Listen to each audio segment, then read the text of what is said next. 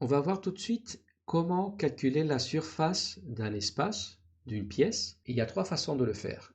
Je vais vous montrer la façon que moi je préfère et il y a deux autres qui sont sensiblement les mêmes, mais un peu plus, elles ne sont pas aussi confortables pour moi.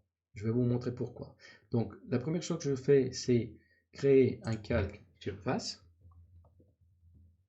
que je vais mettre dans une couleur, par exemple cyan, et je vais cocher sur la petite imprimante pour que ça ne s'imprime pas. Je vais me mettre courant, surface, donc coche verte, courant. Ok, maintenant je suis bien dans quelques surfaces. Je vais créer une polyligne tout autour de l'espace intérieur de l'extrémité. Là, je crois qu'il y a une petite erreur. Ici, je crois même qu'il y a une petite erreur en haut. C'est pas très grave. Ici, la perpendiculaire. Je fais C pour chlore. Je crois qu'il y a une petite erreur ici. Si je zoome, ouais, je vais sélectionner. Je rapproche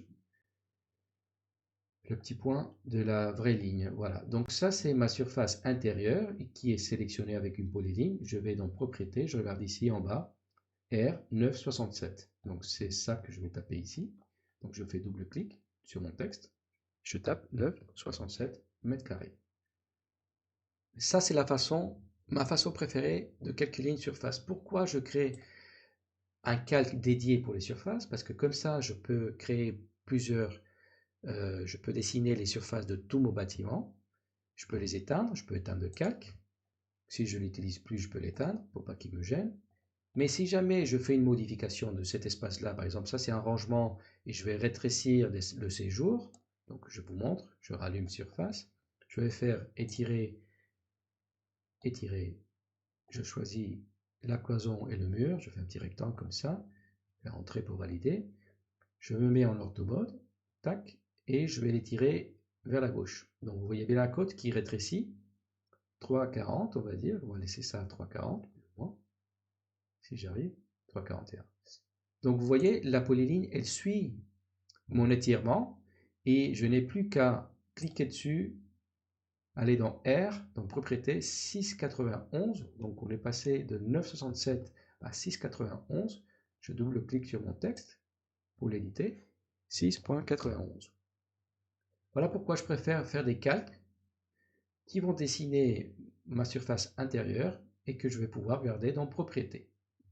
La deuxième façon de calculer l'air ou la surface, c'est d'aller dans utilitaire, descendre dans mesurer et cliquer dans R.